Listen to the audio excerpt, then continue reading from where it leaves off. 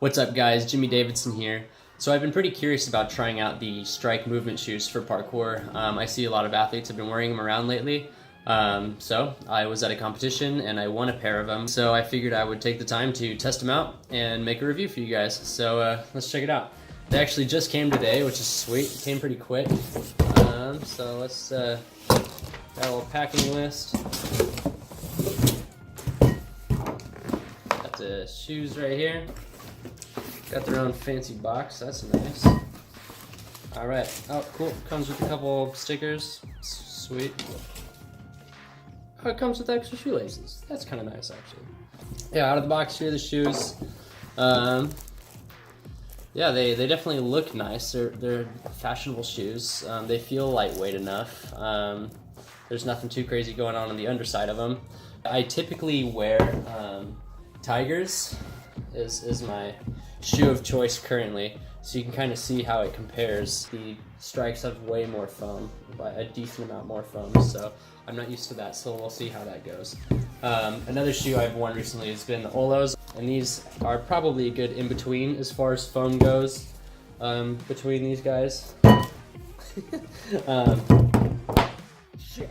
Strikes have these in them. Strikes have a pleasure pocket. It's saying introducing the strike pleasure pocket, and apparently there's like a little, it's just like a little pocket in the tongue of the shoe, and you can stick stuff in there, I guess. There's little instructions on the back, and I guess the pleasure pocket is to like stick your shoelaces into, which that's fine.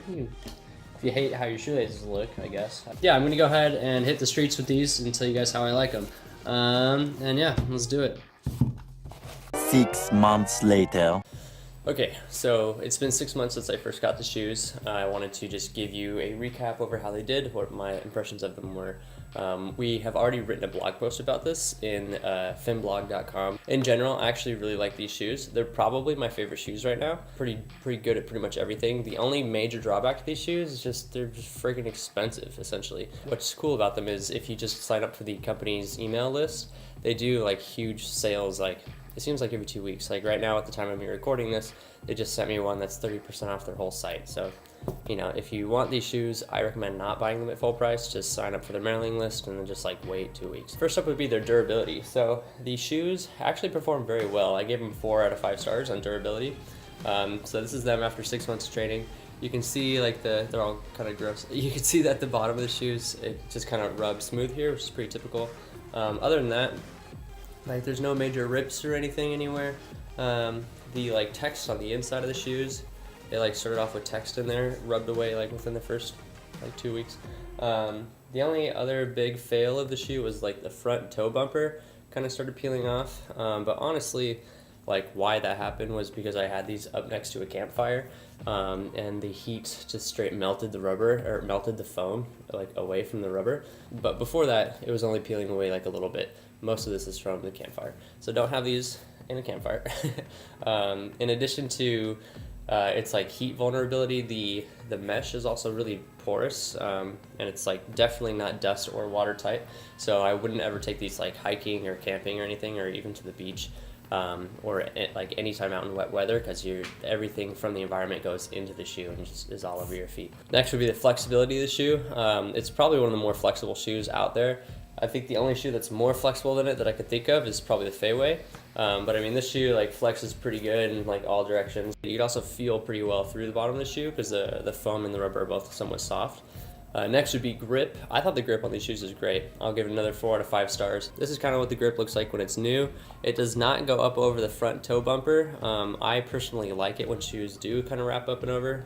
It does suffer a little bit on dusty and wet surfaces, just because once there's like a coating of dust over this particular type of rubber, it just makes it pretty slick. And then as far as wet surfaces go, pretty much everything suffers on a wet surface, so I wouldn't even say that that's really that big of an issue. Though for the grip for rock climbing, like you can't really use the tip of your toe very well to get into any rock holds or any toe holds.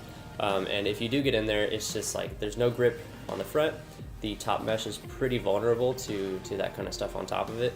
And because it is so flexible and not like stiff like a good rock climbing shoe, it doesn't really like give you that support. So grip for parkour purposes is great. Grip for rock climbing purposes yeah, kind of sucks, just because there's not good coverage on like a vital spot of it. Next would be the padding underneath the shoe. So this one we give 4 to 5 stars, and that really just means like how much padding there is, not really like how good or bad it is, since padding is sort of a subjective subject. I would say that they have more than the Tiger Onitsuka 81s and slightly less than the Van Ultra range. For me personally, my style includes a lot of like skills and speed. I'm not doing too much like heavy tumbling or much flips on concrete, but I am doing a lot of good like jumps, competitions, and things like that, to where I do want the padding. I thought it was great. I didn't feel like it was doing too much to where I couldn't like feel the ground, or like I could be super risky and then not have to worry about it. Though it was enough to where I don't think I bruised any part of my foot like a single time wearing these, where I probably would have if I were wearing like fairways or something. It is on the thicker side of any shoe, but not like the most thick of padding that you could have out of a parkour shoe. Next would be the looks of the shoe.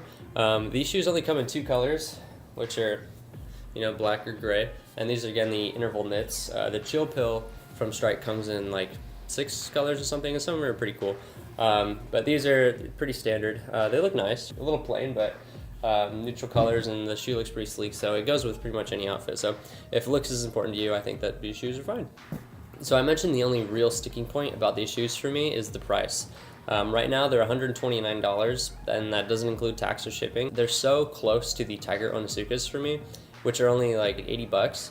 Having to spend that extra $50 just doesn't quite make it worth it, unless there's a big sale on their website. So that's kind of the only time that I would be pushed over the edge. Since the durability is so good and it lasts me about half a year sometimes, it's not too bad. But if you're a free runner on a budget, I recommend the other shoes, honestly. So yeah, in general, that's our review of the Strikes. I personally really like them. Right now they're my favorite shoe. Only a major drawback for me is the price, and I personally like to do some rock climbing, so just not having that front bumper is a little bit annoying.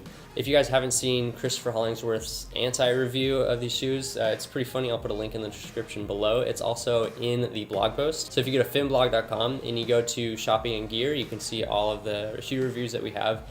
In there you can see like really good pictures of these shoes, as well as some other videos of other athletes wearing the shoes, Chris's anti-review video, and just much more information than what I'm saying here in this video. Well, that wraps up the review for the Strike interval knits. Hopefully we have a Chill Pill Transits review coming soon.